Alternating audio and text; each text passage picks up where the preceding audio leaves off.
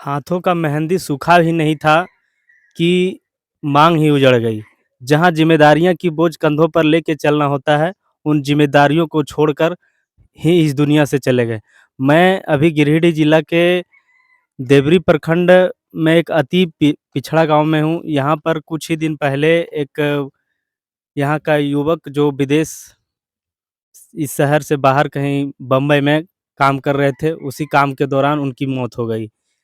और मौत हो जाने के बाद वहाँ से उनको उनको डेड बॉडी को लाने के क्रम में होने वाली परेशानी उनके से चल रहा था घर। इन सबों चीज़ों को हम यहाँ के लोगों से जानते हैं। आइए हम इसकी माँ से मिलने का प्रयास करते हैं और जानने का प्रयास करते हैं कि क्या बात है। वो जो एक्सपायर करल को उ के हलो तोर? उ जे डेट करल को बम्बई में उ के हलो तोर? बेटा तोर बेटा हलो? हाँ, कैसे वहाँ मरलो? कैसे के मार गेल हलो कैसे कही हमने घर रहे आदमी कैसे के बीमार तीमार ना हल हमार बेटा के नहीं कुछ नहीं ना हले बीमार तीमार एकदम सफेद आदमी हल एकदम कैसे जहाँ हमार पर केंद्र सरकार और राज्य सरकार रोजगार का बहाना लगाकर अपने आप को सत्ता में लाती है, केंद्र सरकार भी इस बात के लिए ज़िम्मेदार है। उन्होंने भी अपने चुनावों रैलियों में कई बार इस बात की घोषणा की कि करोड़ों, लाखों की वैकेंसियाँ हम देंगे। राज्य सरकार भी इस बात की लेकर कईयों बार रोजगार को लेकर बात करी, लेकिन इन रोजगार पर ना तो केंद्र सरकार काम कर रही है, ना तो राज्य सरकार। अगर आज जो इस माँ के साथ इनका बेटा इस दुनिया से चला गया, अगर यही हमारी राज्य सरकार में स्थानीय जगह पर कोई रोजगार की व्यवस्था होती, तो शायद इस माँ का आँसू आज ना होता।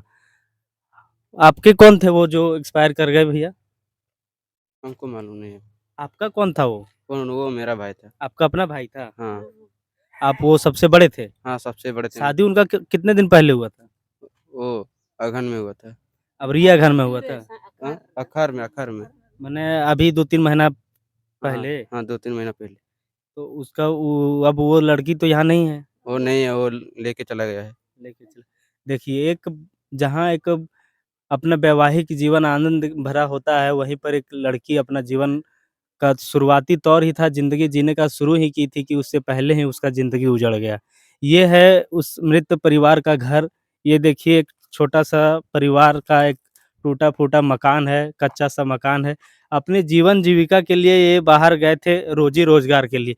ये देखिए, मकान भी कच्चा ही है, 10-12 हज़ार का सैलरी होगा उनका। वहाँ पे जाके कितना कमा लेते थे वो? कितना उसको सैलरी मिल जाता था? कितना मिलता था बोलिए? हमको नहीं मालूम उसको। आप भी उनके साथ वहाँ रहते थे? हैं?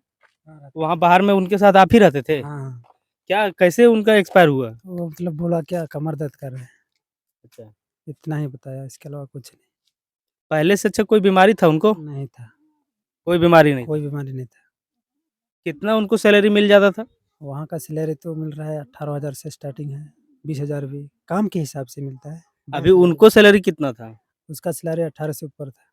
18,000। हुँ। मात्र 18,000 की नौकरी के लिए लोग अपना घर, परिवार, रिश्तेदार, नातेदार, घर, गाँव, खलिहान, खेत सबको छोड़ के सिर्फ़ अपने जीविका के लिए बाहर जाते हैं और उनको बाहर में इस तरह का सामना करना पड़ता है।